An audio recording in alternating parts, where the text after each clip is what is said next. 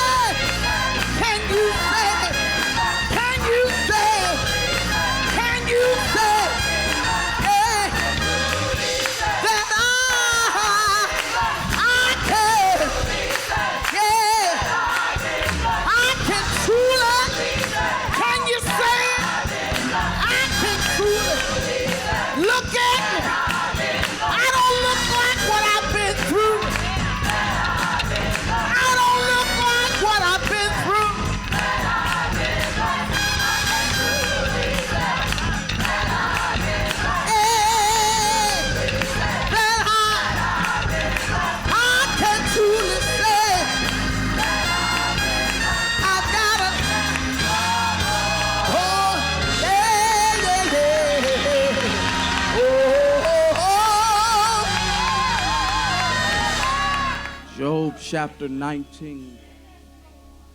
Glory to God. I've got to preach 8 times in 48 hours. Y'all know I really want to just stay there for a little bit.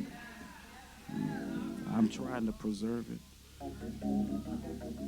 For I know that my Redeemer lives, and at the last he will stand upon the earth. And after my skin has been thus destroyed, yet in my flesh shall I see God, whom I shall see for myself. This is the word of God. You may be seated.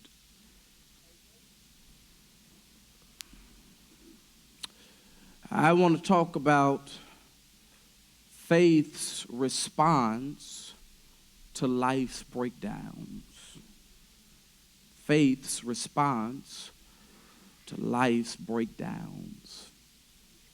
Mikhail Bakunin, in his classic God and State, wrote derisively that all religions with their gods, demigods, prophets, messiahs, and saints were created by the prejudiced fancy of men who had not attained the full development of their faculties.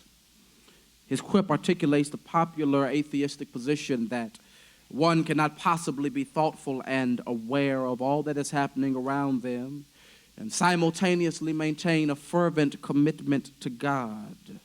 For to collide with the harsh realities of life is to come to the cold conclusion that either there is no God, or if there is God, he is careless and callous.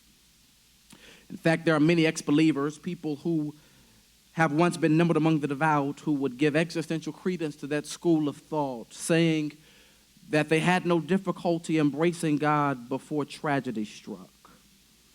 That participation in the things of God, things of faith, were natural to them before they came to some critical impasse that turned their life upside down. However, they confess that when the walls of their life began to close in around them, they could not reconcile how a good God could allow bad things to happen to decent people. Living in that tension has been enough to make some people walk away from God and to give up on the things of God altogether. They are the breakdowns of life. The breakdowns of life have a way of not only shattering people's confidence, distorting their perspective, and robbing them of joy and passion, but sometimes the breakdowns of life will even destroy people's faith.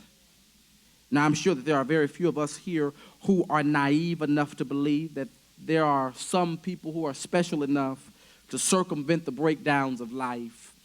But in case there are any persons here with that mentality, please allow me to inform you that none of us get through life without experiencing portions of our lives being broke apart. No amount of spirituality can get you around it. No amount of service can cause you to subvert it. No degree of faithfulness can cause you to rise above it. No virtue of character can help you to escape it. Sometimes life just goes to hell and creates breakdowns emotionally. You know, when you want to smile, but you can't help but cry. Your self-esteem has been ruined. Heart has been broken because of something that was completely out of your control. Breakdowns relationally, where people who you thought would always be there turned their backs and walked away. Breakdowns professionally, where you got the degrees, you did all the training, but you still can't seem to make progress in your field of expertise. Life breaks down sometimes. The death of a child, the dissolution of a marriage, the vocational disruption, the unexpected pink slip. Life breaks down. And when it does, it can affect the way you think about God. And thinking about God in the context of life's breakdowns can create tension in the framework of your spirituality. For some, it is enough to cause them to reject God altogether and to walk away from the things of faith completely. This is not only the case with ex-believers, but it can also be discerned in the lives of the faithful as they are recounted throughout sacred scripture. For you'll remember Jeremiah was so demoralized by the stone-heartedness of Israel that he threatened to never speak another word in God's name. Then there was Elijah, who was so frightened by the attack of Jezebel that he turned in his prophetic ordination papers and told God that he had had enough, that he was just going to quit. And then there was David, who was so heartbroken after the sudden death of his friend Uzzah that he abandoned the assignment that God had given him in the middle of the assignment before he ever completed it. The breakdowns of life have been known to cause people to walk away from God because it can be hard to keep the faith when your life has been disrupted. Yet the critical fact remains that all of us will experience life breaking apart, which begs the question, how will you handle life? How will you respond to life's insufferable experiences? In the face of life's breakdowns, will you turn your back on God when your life, your family, your finances, your business experiences disruption or tragedy? How will you answer? Will your disappointment with God drive you to disavow God? Will the breakdowns of your life break your faith? How will you respond to the breakdowns of life? As a child growing up, I would often hear my grandmother say with great chagrin, if it ain't one thing, it's another. I'm not certain that I completely understand the weight behind that statement, but if anyone did, it was Job. Job was rich and righteous. He was respected and religious. Yet one day out of nowhere, his life, like a used car pieced together in someone's backyard, broke down. His property was destroyed. His wealth was depleted. His health was reduced, and all of his children died. If there was anyone who had anything to be mad with God about, Job had plenty. And if all of that tragedy that befell him was not enough, everyone blamed his misfortune on him. Job did not have a friend on earth or in heaven, he felt. Yet, Job didn't give up on God. It's an intriguing scenario. In fact, most of us would struggle with being faithful to God after experiencing much less. But Job went through trial after trial, to which his response was not to walk away from God. It was not to give up on God, but laying on the mat of Job's misery, his response was, "For I know that my Redeemer lives. And at the last he will stand upon the earth, and after my skin has been destroyed, yet in my flesh shall I see God." Job responded to his life breaking down with what he knew. The truth is, church, that the breakdowns of life is no time to be experimenting. The breakdowns of life is not the time to allow yourself to be blown to and fro by every wind of doctrine. But when life breaks down, you had better have something that you know for yourself. I think it's intriguing that Job didn't say, "I think," but Job said, "I know." Job did not say, "I suspect," yet Job said, "I know." Job didn't say, "Somebody told me." Job said, "I know." And there comes a place in life where you've got to base your life, where you've got to stand on what you know. There ought to be some things where you can say, "I know that I know that I know that I know that I know that I know that I know that I know that I know for myself." There are some things I do not know. There are some places where I cannot go, but there are some things that I can attest to. I know that God will keep you in perfect peace if you keep your mind stayed on him. I know that in his presence there is fullness of joy, and at his right hand there are pleasures forevermore. I know that greater is he that's within me than he that is in the world. I know know that I can do all things through Christ that gives me strength. I know that weeping may endure for a night, but joy comes in the morning. I know that if you trust in the Lord with all of thine heart and lean not to thine own understanding, in all thy ways, if you acknowledge him, I know he shall direct your path. There ought to be some people in this house who can testify that you ought to know some things for yourself.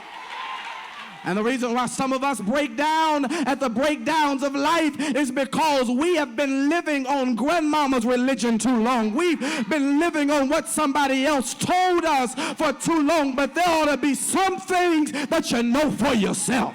That's why the old saints would say, you can't make me doubt him. I know too much about him. And I wish there was somebody here that knows God is a deliverer. Is there somebody here that knows God is a healer? Is there somebody that knows God will bring you out? Is there someone that knows God can keep your family together? Is there somebody that knows God will bring your children back home? Is there somebody that knows God will keep you in perfect? I wish there was. Did I come to a Baptist church in here? Yeah. And if God has opened up a door for you or made a way for you, you ought not be too bougie and too stuck up to testify. I know that it was nobody. Is there anybody here that can testify? What nobody but the Lord. You ought to know some things for yourself. I know that when I pray, he'll answer when I call. I know that if I'm down, he'll pick me up. I know that I can leave him at my home, drive down the street with him, and he'll meet me where I'm going. I know that he's able to keep me from falling. That there are some things that I know for myself. And Job teaches us that when life breaks down, you've got to respond to the breakdowns of life out of what you know. Job says, I know. What do you know, Job? He says, I know that my Redeemer liveth. And I like that because of what Job knows. Job says that you've got to respond to the breakdowns of life with a theology of redemption. That simply means that you've got to, when life breaks down, you've got to respond with a faith that says God is going to get something out of this. You've got to respond with a faith that says God never allows us to go through anything without packing some purpose down in the midst of it. That in every burden, God has a blessing. That with every trial, God has something within it that he wants to teach me, that no matter what God allows me to go through, that God is going to allow me to grow through it, because God is the great Redeemer. I know that my Redeemer liveth. That word Redeemer is lifted out of the legal ramifications of antiquity. For a Redeemer was one who, when a person was enslaved, they would go and pay that person's debt to set that person free. It's the same thing that God does for us. That when we have found ourselves locked down because of our own negligence, because of our own foolishness, because of our own irresponsibility, our great high priest, our great Redeemer, will pay the penalty, pay the price in order to set us free. And I don't know why y'all looking at me lend that tone of voice, because the reality is that the only reason why many of us are here today is because God redeemed us out of some bad situations, broke us out of some situations that should have taken us out. He has delivered us from lockdowns because of our own negligence.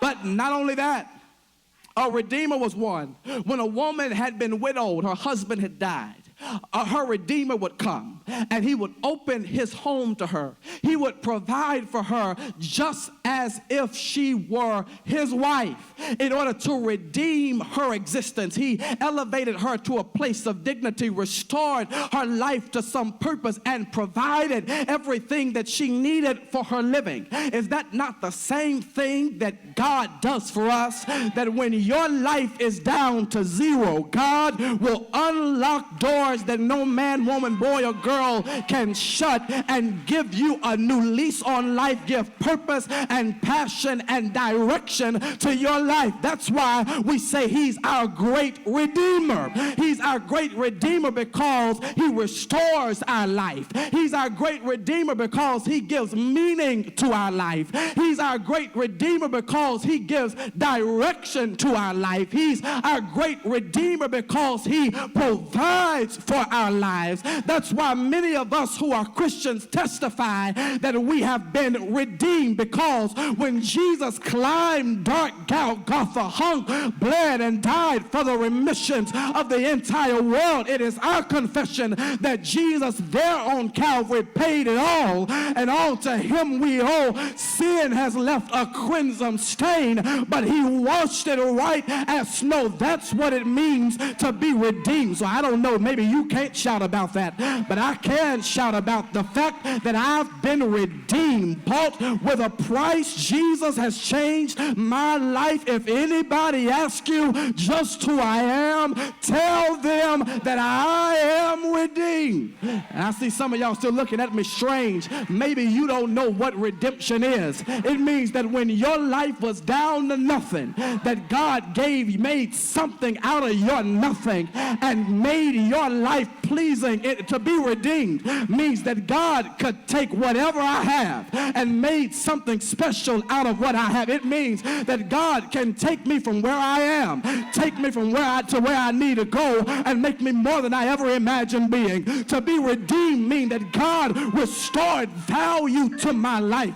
So it doesn't matter who left, who walked away, who turned their back on me, who talked about me. None of that matters because I've been redeemed. Maybe my boo did leave, but I am not my boo. I am not my past. I've been redeemed. And some of y'all need to get that testimony today, because folk keep reminding you of what you did in your past and where you used to go and how you used to dance and what you used to smoke and what you used to drink and who you used to hang out with. But you need to tell them, I am not my past. I've been redeemed.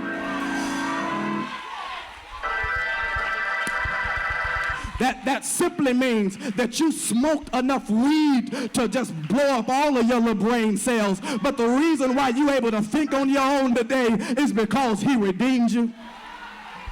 Somebody told you were damaged goods because, let's just be honest about it, you were good at playing musical beds, but thanks be unto God that he redeemed your life, brought you into the place of people who valued you for more than your physicality. It's because you've been redeemed. Is there anybody here that can celebrate today? I've been redeemed. He gave value to my life.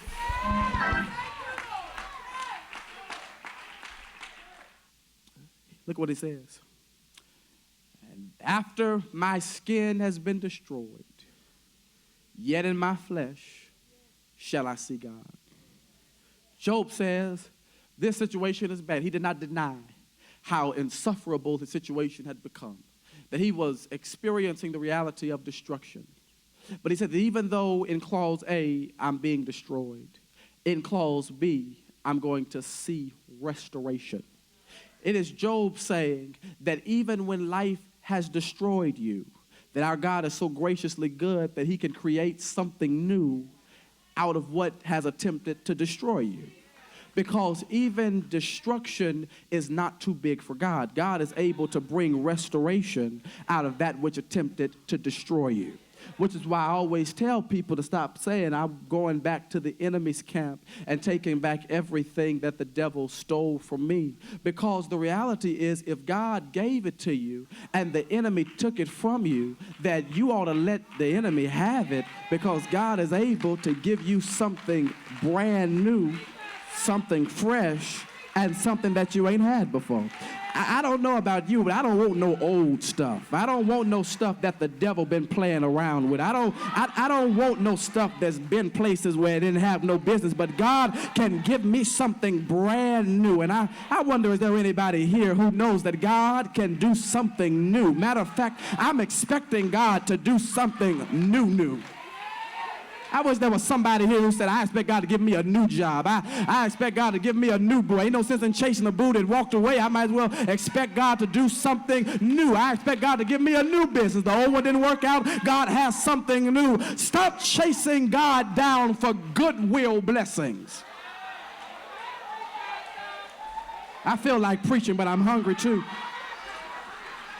I can't decide whether to eat or preach, but you ought to stop chasing God down for hand-me-down blessings. Don't you know that God is able to restore? God is able to do something brand new, that God is able to give you something that you haven't had before. Is there anybody here that knows that's expecting God to do something new in your life? Does anybody know God is able to open up new doors? Anybody know that God is able to create new opportunities? Is there anybody knows God is able to create new resources? God is able to do something new. And if you know God is able to do something new, you ought to give God praise. You ought to go on and give him praise before he even begins to open up the windows. I mean, go on and tell God, thank you. I dare you to tell him thank you for what you're about to do new. And matter of fact, you ought to go home and start moving some old stuff out of the way.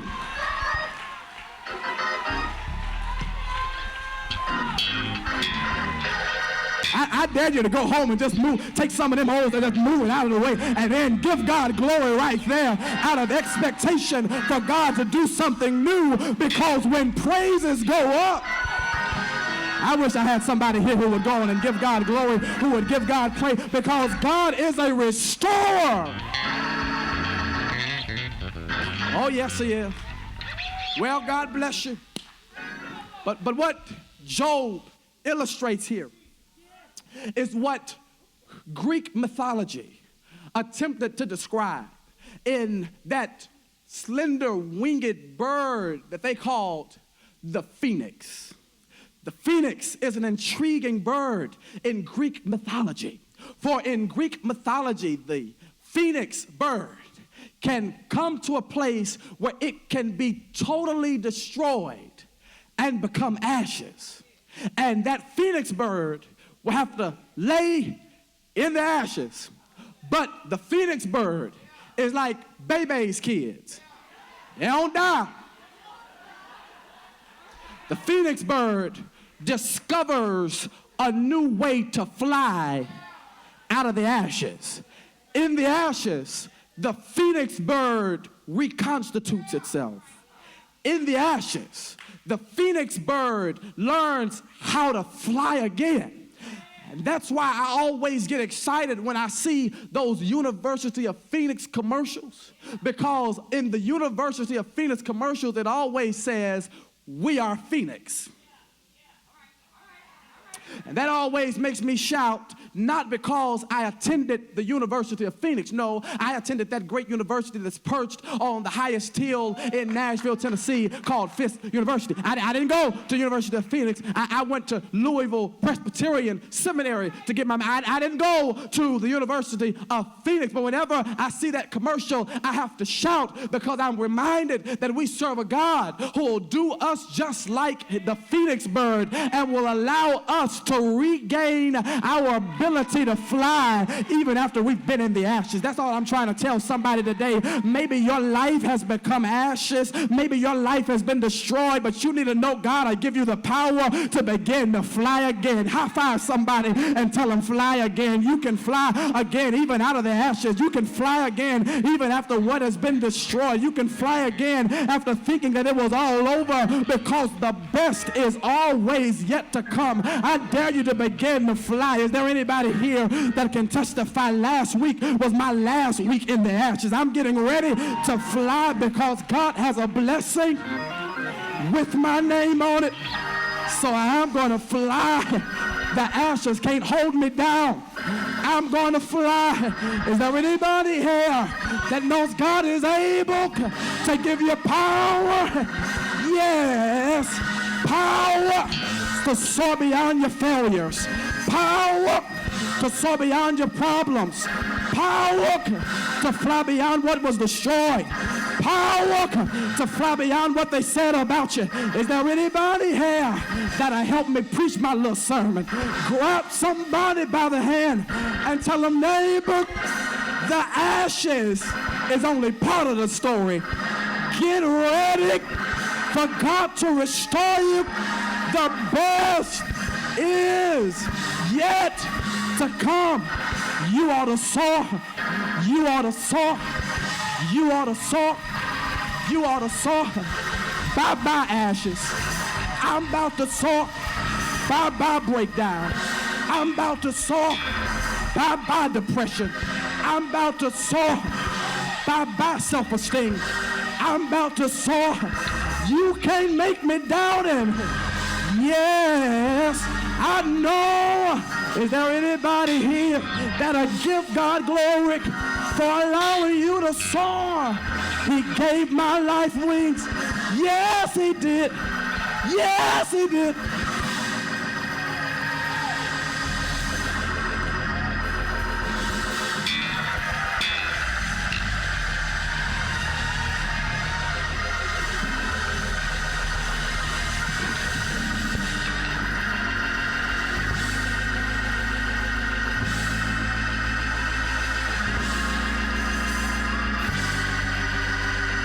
Some of y'all ain't got it yet, but sometimes you ought to just let the devil know that I am not defeated. I am victorious. And when the devil gets on your trail, you ain't got to say nothing back. Just start.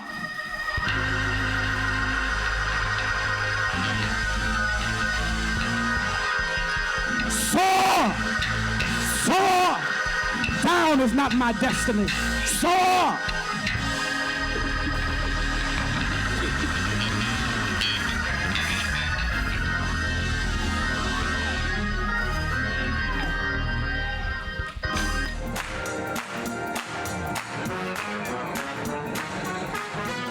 Burnett Avenue is located at 6800 South Hurstbourne Parkway in Louisville, Kentucky. Join us for Sunday worship at 8 a.m., 10 a.m., and 12 noon. Saturday service is at 6 p.m. and midweek Bible study Wednesdays at 7 p.m. For more information, give us a call at 491-8301.